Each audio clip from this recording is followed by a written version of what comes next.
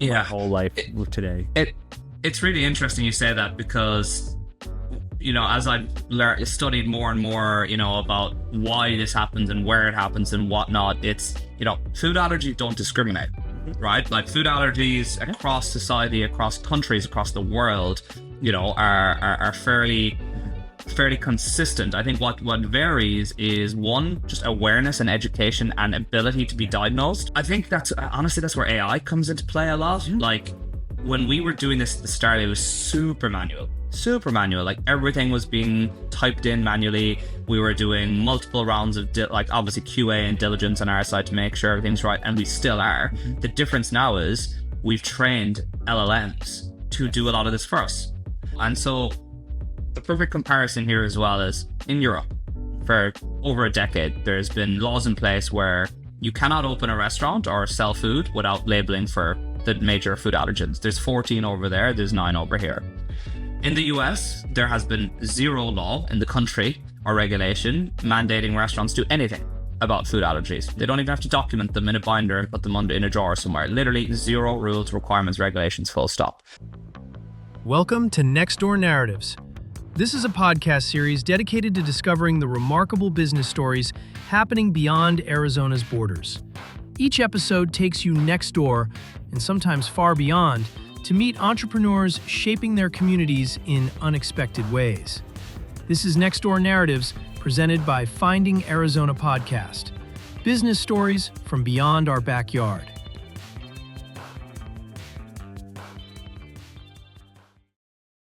Welcome back, everybody, to the Finding Arizona podcast. I'm your host, Jose. And more importantly, this is our brand new series that we're calling the Next Door Narratives. It is a series of conversations that we're having with individuals who are outside of our home of Arizona, but it is just as important because it's a reflection on who we are as a neighbor. So today we are so excited to welcome someone whose mission is transforming how we think about dining out, especially for those with food, allergies, intolerance, and other dietary needs. Please join me in welcoming Dylan McDonnell, the founder and CEO of Foodini. Dylan's story is deeply personal. He's not only has, but also is living with celiac disease since he was a child, and grew up knowing all too well the anxiety of waiting tables, scanning menus, and trying to decode what's really safe for him to eat. That experience sparked Foodini, a smart, tech-driven platform powered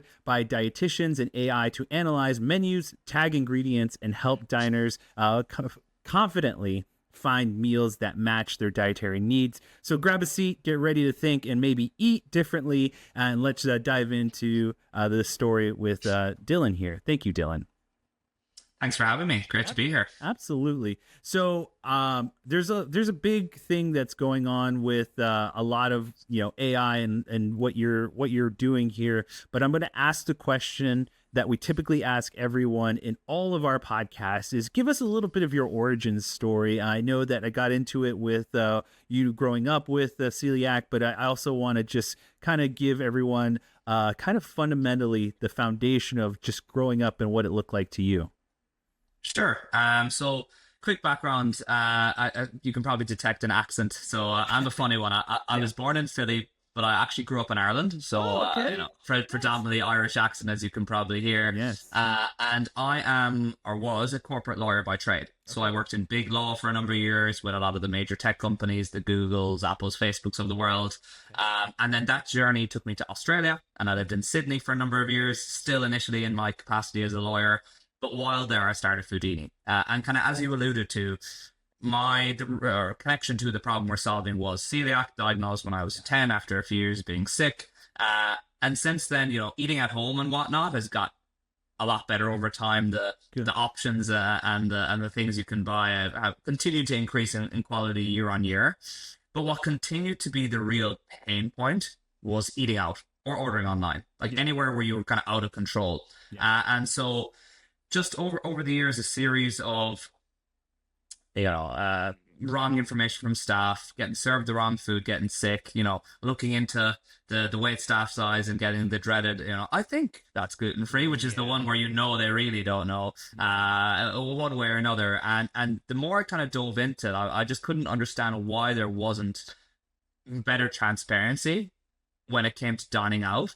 And then I started researching the numbers, and that was my real aha moment. Was I didn't realize just how many people were impacted by this. You think you're in your own little bubble and it's just me and a few other people. But 33 million Americans with a diagnosed food allergy, right, which is huge straight away. Then you have another 50 million Americans with a food intolerance, which is, I react poorly to this, but it's not technically a medical allergy. And then you have another 70 million Americans who follow different lifestyle diets. You're vegans, you're vegetarians, you're keto, you're paleo, you're low carb, you're low FODMAP, you name it. And so such a big cohort of people, nearly half the population, either need to or want to understand what is in their food. And that transparency just didn't exist. And that was the problem I decided to try and solve, is how can we help people understand what's in their food and what is suitable for that. I always appreciate this kind of in a sense of a storyteller, just because my own story is that I started a lot of this podcasting just from growing up, and where I grew up is a small Native American reservation here in the area. And what I predominantly saw was more of not just a dietary thing, but it was more of like a traditional means to eating. Whereas where we live is far away from local cities, restaurants, things like that. And some of the things that predominantly were the diet was formerly traditional meals where, what we grew from the land is what we ate. But now we start to see in the more modern ages just a lot of carbohydrates, things that are processed and that tend to really last longer in freezers and stuff like that. And you can kind of see from the numbers here in where I grow up is like one in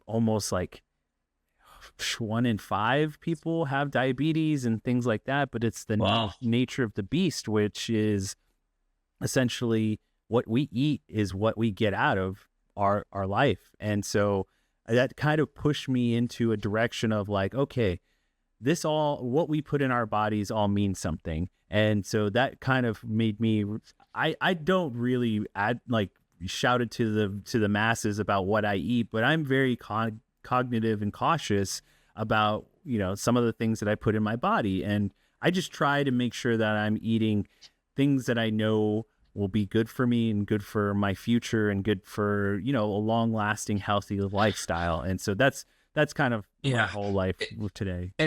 It's really interesting you say that, because as I've studied more and more, about why this happens and where it happens and whatnot, it's, food allergies don't discriminate, right? Like food allergies across society, across countries, across the world, are fairly consistent. I think what varies is, one, just awareness and education and ability to be diagnosed. Obviously, not every country or area has the same medical resources as others, but equally. And, so like Ireland, for example, randomly has the second highest rate of celiac disease per head of capita in the world. Like Italy's number 1, Ireland's number 2. Like it's funny, the Asian population have a very high lactose intolerance rate. Like there is definitely genetic aspects to this. But then the second point you mentioned, which is every bit as valuable, is you've movements like the food as medicine movement and things like this, which are really driving awareness of just how bad some of the ingredients in more packaged foods as to date versus, say, restaurant foods. But you compare a bag of Doritos in the US compared to in the UK even. There's 45 ingredients on the packet here. There's 14 on the packet in the UK. It's like, why? What are those 30 extra things they're putting in the food here? And typically it's not good stuff. I know Maha, whatever your political affiliation, is doing a lot of work around the transparency and trying to take out some of the food dyes and different things like that. But I think there's finally a movement towards understanding, to your point, the importance of everything that you put in your body and the impact it can have on you if you don't pay close attention to that. Yeah, it's very important. I greatly agree with you on that standard of like, we're slowly starting to make a shift here in the US about some of those little nuances about packaging, ingredients, and what goes into everyday stuff. And so I want to go back and just kind of touch upon what you brought to the table was like you eating out and you going to those places where not everyone is, really given the understanding of like ingredients and what goes into that every meal and every dish, so to speak. Is there an instance or a kind of a horror story, nightmare story for you when you were dining out? There's like that moment where it's like, there's got to be a better way of like you just maybe not feeling the greatest after one meal. It's like, was there something that stood out to you? It's interesting for me. I think it was more build up over time. Okay. I'm where I'm lucky is that I'm not going to die if I eat the wrong thing, right? I'll be very sick, sure, for a day or two, and it ruins your week, and it's not a million miles off food poisoning, which if anyone knows, it's not fun, right? No. But there was definitely a number of those kind of occasions, plus a number of like, I want to get something to eat. I have 15 minutes between meetings. I can't find it. I just don't know where it is or what it is. Or, I'm at an event with friends or at work, whatever. And again, similarly, I want to eat something. I just don't know if I can, and I can't risk it. So no, I can't eat anything. So like there was a few of those, but I think what I more so than that was as I started doing a lot of research at the start of this and talking to families where it was anaphylaxis, where it was like, a peanut allergy, a shellfish allergy, an egg allergy, where it was truly life and death. And hearing about some of those experiences, I have a friend who's a severe egg and nut allergy, and he got done at a restaurant where they told him there was no nuts, and there was, and he was lucky for. I've traveled with that boy. He was very irresponsible in terms of bringing his EpiPen around with him, but thankfully on that night, his now wife had the EpiPen on her, and so he was fine. But like, those are really scary things, and there's been a lot of high profile deaths in the last few years. And I think that for me was equally meaningful in terms of truly understanding that no, this will kill people if we don't get this right, and it is, and it has, and it will continue to until industry does a better job at providing the transparency required to allow people to dine safely.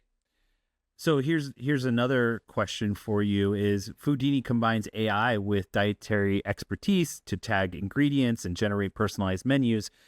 What was the biggest challenge in building an AI system that's not only accurate, but safe enough for people to, use and feel like it's a real dietary, like that it is going to help with their dietary restrictions? Yeah, why don't I just kind of explain quickly what it does? Because I think one of the key points here, and it'll become clear why it's important the way the process we take is, there were a few apps and different things that came out in the last few years where it's like, take a picture of your food and we'll tell you what's in it and whatnot. And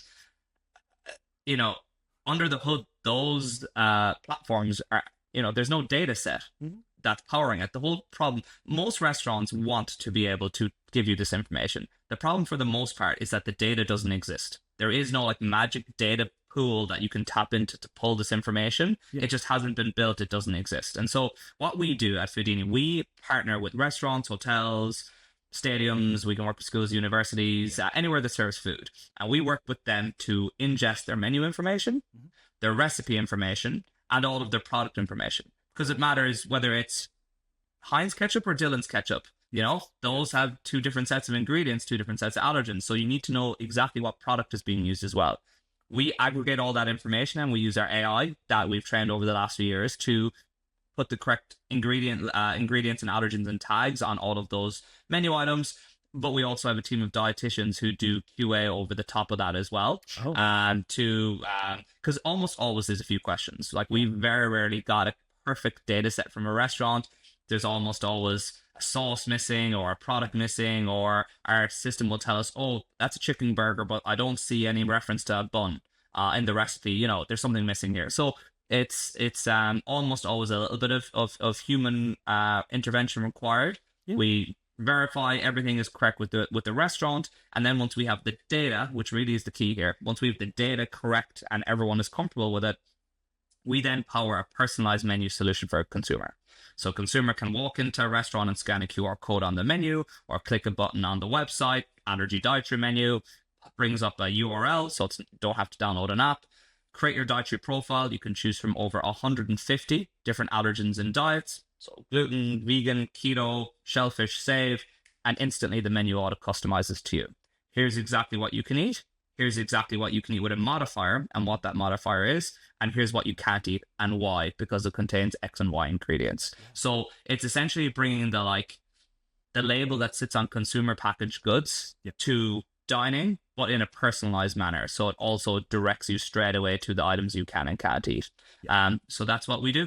Nice. It's really a beautiful and kind of nuanced approach to, I mean, I can only imagine kind of the headache that involves of just having to grab and digest all of this stuff and kind of make sure that they're in the proper data sets that need for those dietary restrictions. Do you mind if I ask you, from a perspective of, let's say, reverse engineering some of this, can someone find out or kind of, mitigate, let's say, I use whatever program it is to kind of, a dietary journal, and I have felt, let's say I haven't felt great, and I kind of use this information and then reverse engineer to find out that maybe I am gluten intolerant or something like that. Yeah. Is that a possibility at all? Yeah, so one thing to be clear on us, I'm not a medical expert. We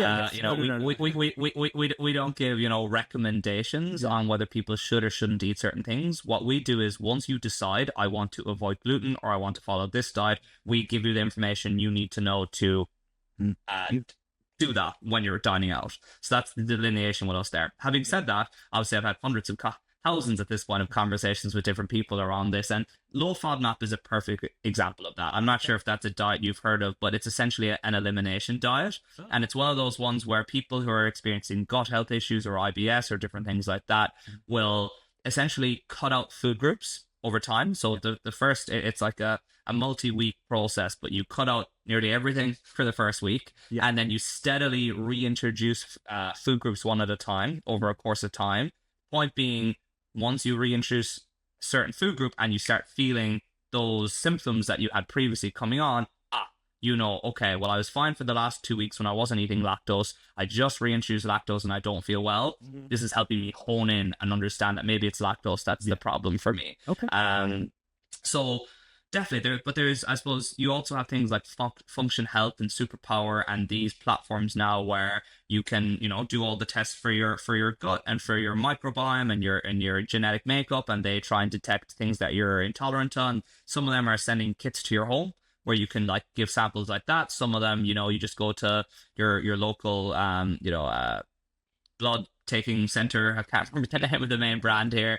It's this it'll come to me. But you know what I mean? You just go get your blood work done and you send it off to these guys and they give you all these tests. So I think diagnosis is easier than ever. Yeah. And whether that's through the medical route or whether that's just you diligently tracking all that information yourself and as you said, reverse engineering to figure it out, absolutely that's very doable. But the one thing, and this is important to say for consumers, is when it comes to dining out, the unfortunate reality is there's just never a guarantee, 100% guaranteed. Yeah. It just doesn't exist. We work, the restaurants we work are the ones that care the most. They really want to make sure they're doing the right thing. They have the right processes behind the scenes. They label everything. They want to give the transparency to the consumer. But a chef can still get out of the wrong side of bed and put a bag of nuts into the salad that it's not meant to be in. Yeah. And no one can do anything about that. That's just pure freak bad luck. And so what we kind of say to what I always say to consumers is you can take so many steps to mitigate against anything ever happening, and you should, and that responsibility needs to sit with you. But ultimately, if you're that person that has that super, super severe allergy, there is always going to be that degree of risk. And if you do decide you want to eat out, it's just a matter of how can you hone into the restaurants or the places which are least likely to make that mistake that could be damaging to you. Sure. And I suppose that's kind of where we believe we come into play, is helping people identify what those are. Yeah, that's beautiful. So from a scaling question, as you've grown, now you're working with hundreds of venues and also raising funding for Foodini. how do you balance scaling quickly with maintaining the trust and transparency with your mission that you guys are doing? 100%. And yeah, we raised a round over a year ago now, so we'll probably look to raise again sometime next year. But I think that's honestly that's where AI comes into play a lot. Yeah. Like when we were doing this at the start, it was super manual, super manual. Like everything was being typed in manually. We were doing multiple rounds of like obviously QA and diligence on our side to make sure everything's right, and we still are. The difference now is we've trained LLMs to do a lot of this for us. And so instead of, we spent nearly 2 years just training these models to understand and identify and tag accurately these allergens and dietaries. And then we have AI checking the first, and then we have another AI checking it again. So like you're just running layer and layer and layer of review and QA over the top. And then we still have the expert dietitians who are doing another layer over the top of that.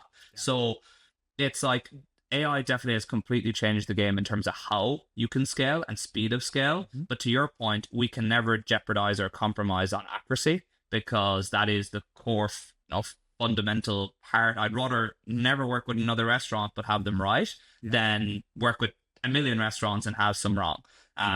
So we are very diligent in making sure that accuracy is always our number one metric.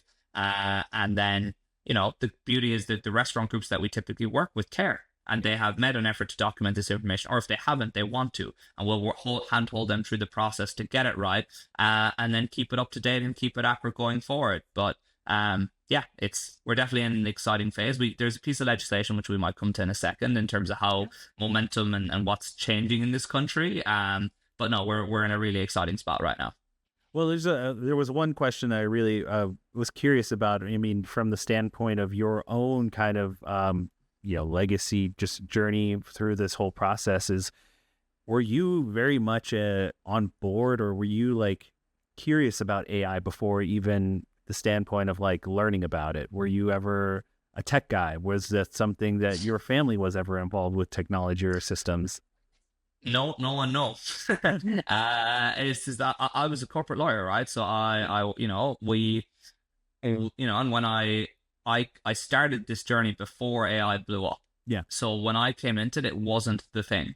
And so, I've always been semi-technical, but like if you asked me to write a line of code right now, I couldn't, right? Like I'm definitely not the tech guy. It was more the vision and mission was always in terms of what we're doing to, provide this ingredient transparency to help industry and consumer alike to navigate what is just a growing problem. Yeah. What AI has done is just helped enable us to actually achieve that mission, and then make sure that we embrace the latest and best technology. And the barriers to entry for any entrepreneur listening to do anything are so much lower now than they ever have been. Yeah. And we might have got to where we are quicker if ChatGPT had launched a week after I started what I'm doing. But the good in having to do it manually is that we truly at the start is that we truly had to learn and understand how restaurants work, how kitchens work, how chefs work. Like we had to really dig in a really hands-on way.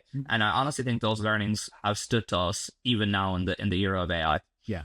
You're able to at least be cognizant of some of those nuances, especially learning from the very beginning process of like how restaurants operate. It just really helps, in those kind of in-between moments, or at least the difference between restaurants, certain kinds of restaurants, certain techniques of being used and what's going in and out, so to speak. And so it's very nice to see that being an important established beginning for the whole brand and what you guys are doing at Foodini. So now let's go over to the legislation part and what you guys are doing as far as those bigger movements and helping those with those intolerance and helping the community that needs it most. Yeah, no, and so the perfect comparison here as well is in Europe. For over a decade, there's been laws in place where you cannot open a restaurant or sell food without labeling for the major food allergens. There's 14 over there. There's 9 over here. In the US, there has been zero law in the country or regulation mandating restaurants do anything. about food allergies. They don't even have to document them in a binder and put them in a drawer somewhere. Literally zero rules, requirements, regulations, full stop. The only one that existed was around nutrition. So if you had 20 plus locations, they brought in a law about a decade ago where you have to label for calories. So that's why you'll see in a lot of the big chains, you'll see calorie information. Yes. On the 13th of October, Gavin Newsom in California signed the first piece of legislation as relates to food allergies in restaurants. It mandates that if you have 20 plus locations and anyone in the country, and at least one location is in California, you're caught, and it requires you to label all physical and digital menus for the major 9 food allergens effective 1 July 2026. Nice. So this is a game changer. In terms of finally this kind of transparency is now required. And it's required on all menus, and a lot of the big enterprise groups already have this data. They have it, in a PDF that's kind of buried on their website somewhere, but now finally this information will need to live on the menu. There's 2 ways they can do it, by the way. One way is they can have like cheeseburger contains gluten, eggs, wheat, beef burger contains, and so on and so forth. Or they can use a QR code to link out to a separate digital allergen menu. And that's obviously what we do. So good for us, sure. But more importantly, it's good for the 33 million Americans with a food allergy who need to and have been crying out for this information for a long, long, long, long time. And so from the conversations we've had with the big food chains already, because they have to do this now for California, they're likely to do it across the board, because that's the whole thing with a chain, right? It's about consistency of experience, and they don't want someone, walking into a restaurant in Santa Monica and then a different location in Phoenix and having a different experience. And so that is going to be huge in terms of propagating and people around the country seeing and getting the benefit of this new regulation. And then separately, there's just a lot of momentum in this space right now. So the senator in California has already committed to go back and make this apply to all restaurants, not just 20 plus. New York has a bill already in train, which currently as drafted applies to all restaurants, not just 20 plus. Oregon and Illinois are 2 of the next states that are getting lined up to push this. There's stuff happening federally. I mentioned Maha. They are doing a lot of work in this space. Food allergies was highlighted as a priority health issue by the White House about 2 months ago for the first time ever. And so suddenly there's just this momentum. And also, I think, recognition at the industry level that we need to fix this. And because I think an important thing as well is, I kind of alluded to this earlier, I have a lot of empathy for the restaurant and food industry. This is not easy. Like, there are issues all the way from the manufacturing level down. Manufacturers with spec sheets, there's, again, different requirements. They fill them out differently. Some put allergen information, some don't. Some of this information put in certain databases, and some in others. Nothing consistent. It's like, it's extremely difficult, top to bottom, to track the accuracy of this information and to get it right at all times. It's so hard. And so now there is, and I do some work with FAIR as well, the Food Allergy and Research Education kind of organization of the US. And we're really trying to push to get, consistency of disclosure and ingredient transparency top down in supply chain. And then also consistency of communication with guests, so that, again, this information is put in front of them in a transparent way, and that staff are trained to understand what what this is and what it means. And like I said, it's just in this last 6 to 12 months, I'm seeing this movement happening in front of my eyes. And I'm optimistic that in the next 12, 24 months, we're going to see a lot more progress. That's beautiful. I love that. That's insane. Also an incredible thing to just see when it comes from one place, and then it kind of, again, like you were saying, it's momentum. It's a snowball effect to move into other states, and just really, again, when one big company or corporation makes the movement, it really goes seen, and it'll transform and move that kind of boundary forward a little bit more. So now I'll kind of, because we're talking about this mind shift in restaurants, from talking to restaurants to integrating your APIs with other food tech platforms, what has been the most surprising or resistant reactions you've had from your partners? The partners on the restaurant side or partners on the tech side? Let's try both. Like, let's see it from both angles, because I would really like a kind of comprehensive view, especially being that they're 2 would be surprisingly separate entities Yeah. and kind of genres, but I would love to kind of Yeah. understand. I think the hardest thing on the restaurant side was honestly just education and awareness. Yeah. Like, again, restaurants have so many challenges. Yeah, but Getting everything's to staff, worry about. getting staff in the door, serving, giving your customer a good experience, like making money, like not going out of business post-COVID. Like, again, it's been a really tough time for this industry. Yes. But trying to highlight to restaurants and that industry generally that not only is this the right thing to do, but it's actually really, really good for your business as well. Like I mentioned earlier, there's 173 million Americans who need this or need or want this information. Yes.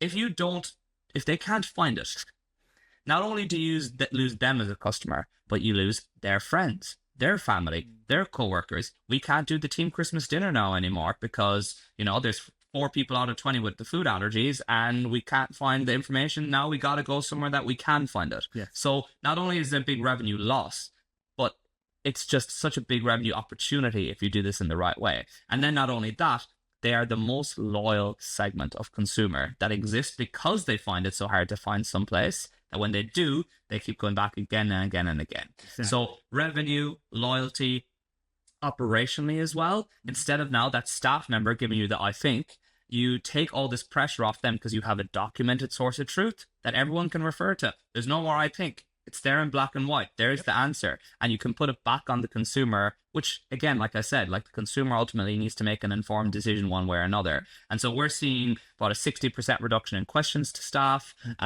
lines moving faster, So operationally, it makes a ton of sense. Yeah. And then as a result, there's a massive reduction in mistakes because now the human error component, which is almost always where this goes wrong, is taken out of play. Exactly. And then data is the other piece. We can now tell a restaurant that last month in X location, you had 1,000 dietary profiles created. 40% were gluten-free, 30% were vegan, 15% were keto. You have no keto options on your menu. Here are some recommendations around how you can take advantage and optimize your menu to further drive revenue and your marketing efforts to your consumer base as well. So they're all, and this is, I suppose, pre-compliance. This is what we're saying. Now, obviously, a lot of groups do have to do this anyway, but again, doing the right thing can have so many just benefits for your business. And I think this was a perfect example of that. And then on the tech side, frankly, and this is just the way industry works, is they obviously want to see adoption on the restaurant side to make it make sense. But now, online ordering, like this regulation in particular, impacts all digital menus. So if you're ordering on a website or a DoorDash or Grubhub, like this is all information now that needs to find a way to live within those places, and that can only work with integration. That's the online ordering side. Yeah. Similarly, for the restaurants we're working with, the only place where their recipe data may have been documented, and the bigger chains good for this, but not so much smaller, is in inventory and recipe management systems. And so how can we make our customers' life easier when they wanted to work with us? Well, by partnering with those systems and being able to ingest their data in an automated fashion to be able to provide a better, onboarding and more accurate onboarding experience for our mutual client, who in this case is the restaurant. And so definitely one of the hardest things to do has been to build relationships with all of these different tech players in the background, who we believe we're providing, value for all of them in what we do. We're non-competitive, that's for sure. And so it's just a matter of building the relationships with the right people and helping them understand how this is good for them, and obviously equally good for us, and most importantly, good for the restaurant, and more importantly, again, good for the end user. And so that's just been a process of relationship building for a period of time.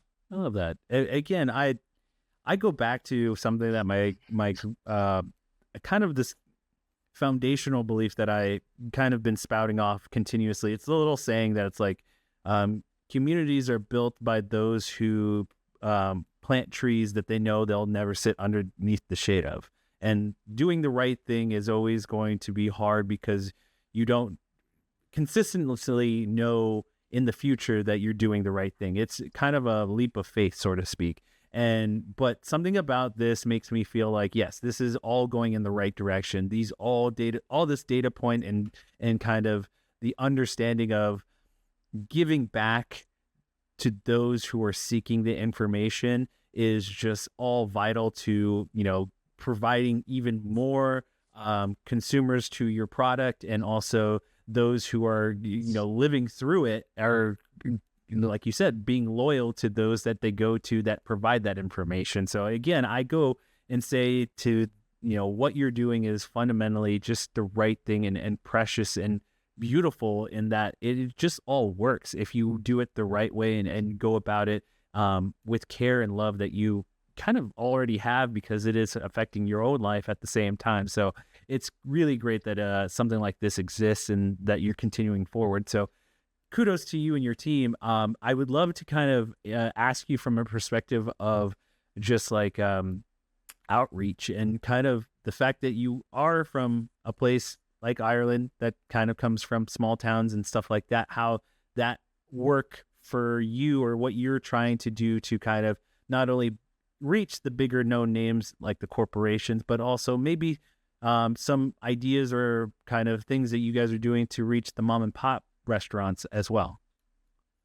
Absolutely, and we started with mom and pops. Oh, great. So like, you know what I mean? Like fortunately, ringing up Starbucks or Chipotle on day one with an idea, wasn't going to cut the mustard, or they weren't going to pick up the phone, and so we needed the trailblazers in the community day one to hear the idea and acknowledge and recognize that it was the right thing to do, and work with us to implement this to get us off the ground in the first place. So we wouldn't be anywhere without the mom and pops, and we continue to work with mom and pop shops. And the only difference really with them is they can find this harder and more daunting, because unlike a big brand where there's a food safety team and nutritionists and dietitians on staff and millions of dollars in resources, the smaller, corner cafe or restaurant doesn't have that.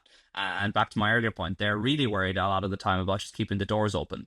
And so we part of, I suppose, what we take pride in is our ability to make this as easy as possible for them. We essentially work with, send us what you have, as much documentation, data, information as you have. We will review, and we'll come back and handhold you through getting this all right and accurate. And we do all the heavy lifting around that. But it's interesting on the consumer side. I think if consumers could wave a flag and get this in all the big chains or all the mom and pop shops, they'd want it in all the mom and pop shops, because they're the gems, right? In any community are those local stores. The challenge for us is just from a scalability standpoint, outreach wise, we tend to focus more on, right now at least, sequencing. We're focused more on reaching out to the bigger groups who are impacted by the regulation, and it's just better for our business from an outreach standpoint. But we get inbound every day from mom and pop shops and prioritize them and work with them. I love that. More so normally than the big groups, because they do require that little bit more effort on our point. Yeah. But having a great mix of both is critical for us. And like I said, if anyone's listening to this and resonates with what we're doing, we are very much here to help you make this as easy as possible and to maintain it for you over time. I think that's so incredible that that's where you guys started from. Again, this all speaks to me because, again, I like to think that we're grassroots and that our podcast likes to help those mom and pops and all those entrepreneurs who are just getting off their feet and just really trying to make a difference in their own community. And so the fact that someone like yourself who has this, not only helping those that are like that, but also looking and helping the bigger corporations and the bigger, government entities too, making sure that they're all on the same page. We're all just trying to make sure that, there is a fundamental knowledge of resource that can be utilized and understood, so that people can go and eat. Like, the real root of this is like, we all have to eat. And so it's important to know what goes in the food and what we can eat from those special places that we like to go to. So I will be remiss if I didn't ask this question, because the curiosity is just eating at me. What's one place that you like that is just really on your list of like, this is where I go when I need to go eat out? Like, I really enjoy this place because it helps me, and they not only, fulfill that need of like providing information, but also just it's delicious. It's something that I love going to every time. One of my favorite concepts in Los Angeles is Sweetfin. They've got I think there's other locations over California, but they're really awesome. Everything, it's 100% gluten free, although they don't actually advertise it. It's like a poke concept. Yeah. They do this amazing spicy tuna burrito roll, which is unusual for me to be able to get something like that gluten free. So I really appreciate it. They're amazing, and their president Seth is a great guy. They're a really, really awesome brand. You know, there's places like the Ellington in New York City that I love, Lady Gregory's in Chicago that I love. But comfort multiple times a week lunch for me is Sweetfin in Los Angeles. I love that. Thank you so much for just talking with me and giving me a little bit of insight. I'm like, I want people to know about you. I really do want people to seek you out and just give this a shot if they are curious and wanting to provide that kind of information. So this is where I give you the platform to let everyone know where they can find you online, all the social media handles, everything that people need to know to find Foodini. The floor is yours, Dylan. Go take it away. Sure. No, appreciate that. And look, for anyone who just wants to see a little bit more about what we do, our website is foodini.co. So jump on there, check us out. In terms of reaching out, I love talking to anyone who is passionate about this space or interested in learning more, whether that's on the restaurant side or the consumer side. So you can get me on LinkedIn, Dylan McDonnell. You can get me by email. It's Dylan@getfoodini, so GETFOODINI.com. And yeah, I think the only other thing that I could say to consumers who have the problem, we have a discovery app as well, where we list all the people we're working with so that other consumers can find them. So it's not just in the restaurant ecosystem, it's actually driving people to the places that are doing the right thing. It's in beta at the moment, only in Los Angeles. We had one or two people download it in like Wisconsin and then give us like a 1-star review because we had no options. I was like, we told you we're in beta. It's Los Angeles. We don't have options in Wisconsin right now, unfortunately. But if anyone does want to just check out the like consumer experience and like how we go about, identifying this information to consumers and just the whole create dietary profile, you can download that app, Foodini US, on the app stores. And yeah, any feedback is always greatly appreciated. So that's my quick information. I appreciate all of that. And I wish you nothing but the best of luck. I know that this can sometimes be, apps are not my forte, but I know we've had a few app creators come on our show, and I can definitely empathize and appreciate, because you guys are really taking a lot of information and trying to distill it and make it digestible for those who are really wanting it and needing it. So I give you so much love and appreciation, because it does mean a lot that someone cares enough to want to do this. So thank you again for your time. Before we go, you can listen to every episode of our podcast at findingarizonapodcast.com. Social media wise, Finding Arizona Podcast under everything. And last but not least, we end every conversation since the very beginning of this start of like our very first episode with a kisses, hugs, and belly rubs to our four-legged friends. And we will see you next time. Bye, y'all.